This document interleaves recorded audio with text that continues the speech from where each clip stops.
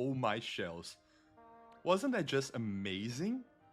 I mean, did you see all of the creativity, the art, the outfits, the edits? It was just crab-tastic. You know what I love most about what we just experienced? Every single creation came from the heart. You could feel it, couldn't you?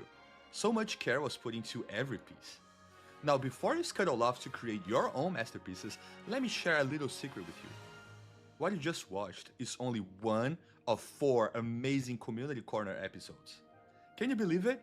4 whole episodes celebrating our incredible community and your creativity. Each one is packed with different creators, different stories. You're going to need some extra popcorn to watch it all. Which, it reminds me, I could use a snack. Alright, much better now. Back to the most important topic of all. You! Whether you're already creating amazing content in Sky or you just you! Whether you're already creating amazing content in Sky or you're just finding the inspiration to start, we want to help you shine brighter than a fully lit constellation. For creator resources and information, visit thatskygame.com and head over to the content library. Trust me, it's a treasure chest. And I know treasure chests. I'm practically a pirate. Wanna see? Ah! Okay, sorry about that. Let's go back to it. There, you'll find workshops to level up your skills, creator tips from the pros, gorgeous backgrounds for your projects, and all sorts of fun decorations to make your content sparkle. You can also find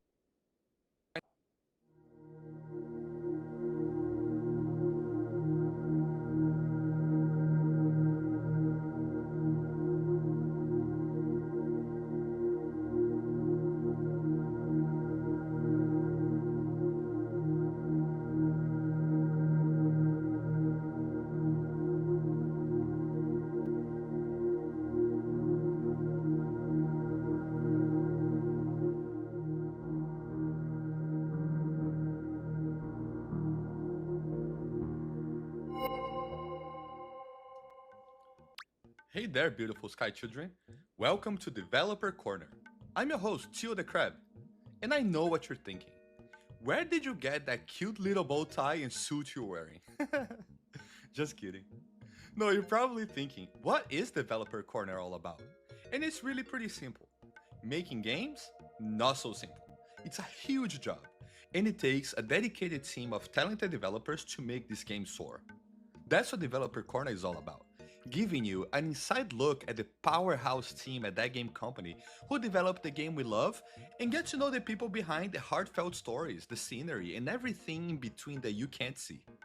Today, the devs at the game company want to give a thank you gift to you for supporting us through all these years, the most creative and talented community ever, by pulling back the curtain and showing you how this magical world gets made, straight from the people who make it. First up, our Making of Sky video series. You're gonna see concept art from early days and hear how Sky transformed into what it is today. And if you think you know a lot about the history of Sky, we're going to put that to test. That's right, we've also got Sky Trivia, and it's tough. We are talking 6 years of Sky history here, people. Here's my favorite part though. You're getting special messages from the developers. But with a twist, they're sharing them from their favorite chill spots in Sky. That's right, they're Sky kids just like you. They have their favorite spots to relax and favorite outfits to wear that make them feel their best. They probably even have that one spot where they go to hide from deadlines. But shh, don't tell their bosses I said that. Whether you want to learn about the process of making Sky, test your Sky knowledge, or just relax and feel the warm, fuzzy connection to our incredible team, for the next 30 minutes, sit back, maybe grab some water or tea, and let's dive into Developer Corner.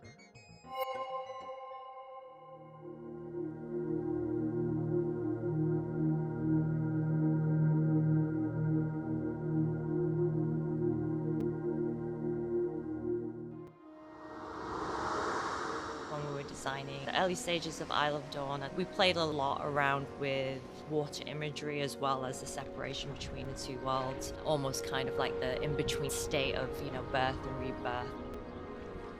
I really love the imagery of these high skyscrapers as it was peeking through the clouds in the sky. Some of these obviously never made it into a game, but I just still really enjoyed the kind of collision between the human world and the sky world.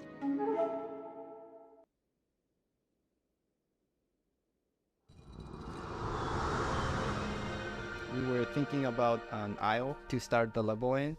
This was a concept for the isle, the first level, and then that level got iterated literally hundreds of times to a level that eventually becomes a Prairie Butterfly Field.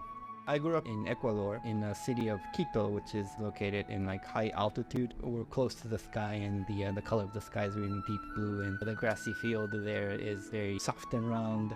As I was iterating on the sketch of this isle, I always had thought of this memory of the open grassy field. This is near Quito. The weather was a bit cloudy, but you do get very clear blue sky most of the time. I didn't directly reference it, but now that I look at this photo, it does remind me of that sketch I did of the Prairie Island.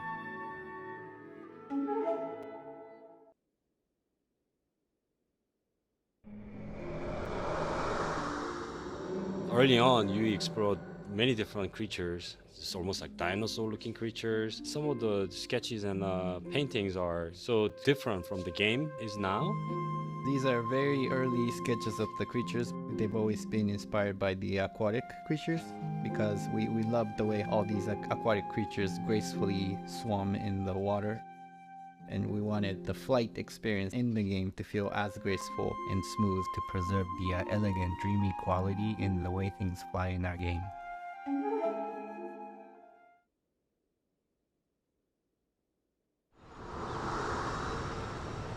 I've always been a fan of clouds in real life, and I have been taking lots of pictures of clouds as a hobby.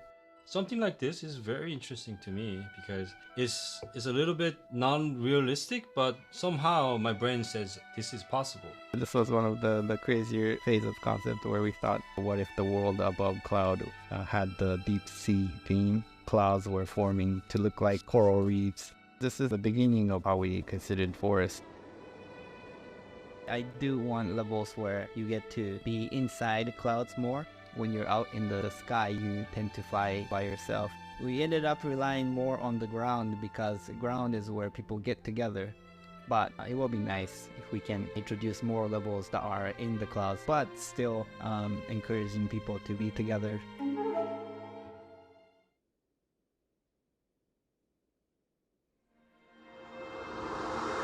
Some of the ancestors and elders were actually concepted as animals or beasts first. The original idea was some sort of guardians that presented challenges to the players before they could move on to the next level. These are what eventually becomes Elder of Prairie. Back then the motif was a whale. The Isle Elder was inspired by the vulture. This evolved into the Lynx, the Forest Elder. We wanted a moment where we had an NPC that will distract you from your path. Back then, mobile devices weren't as powerful. Creatures with different anatomy means we need to model and animate them separately, and try to make quadruped creatures to work was costly. So I had to imagine another version where animals are statues, more of a symbolism, but the characters themselves are human form and human scale.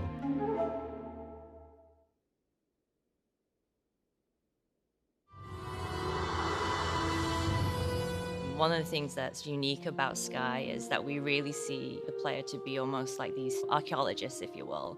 We create these game environments and game worlds and locations where they kind of explore through. Back then we were testing touch control. We tried to design ruins where you can like touch and spin to solve puzzles. We don't really explain what the world is through the game. We have no dialogue or even we don't talk about it. We really invite the players to piece together the hints and clues, connect the dots, really ask themselves who were the people that lived here, what were the civilizations, why doesn't this civilization in the Sky Kingdom exist anymore?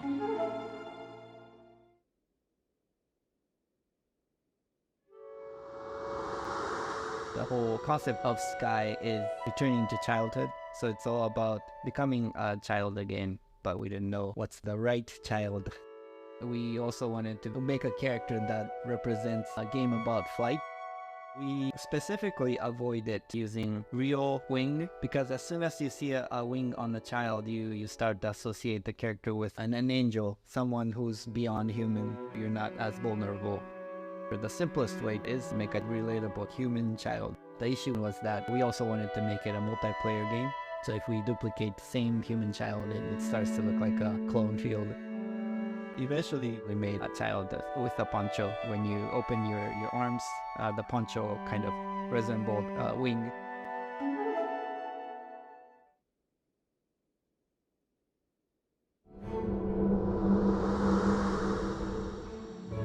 We would listen to a lot of the audio design and the composition, feel inspired to develop story ideas around that, new pieces of concept and art.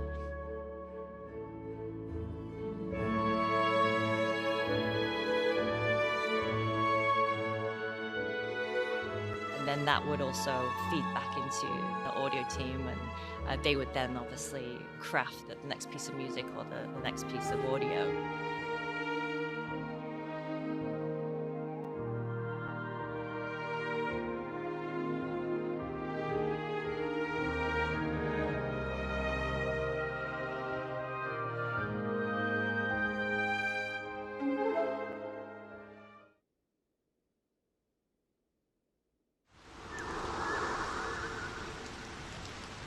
It's not a common thing to have a lead sound designer work with the art team and the story team at the beginning.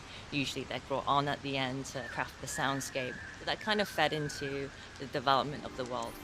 When I draft ambience audio for a 3D space in the game, I have an image of blocks building up in my mind like this. I check detailed objects, then build up small pieces of audio to compose audioscape. Every time raindrop hits on the ground, hits on the water surface, the sound effect is different. As player moves around or camera moves around, the sound mixing or balance will change dynamically in real time. Even in the same level, what you are hearing and what your friends standing over there hear is different. I really love 3D located audio.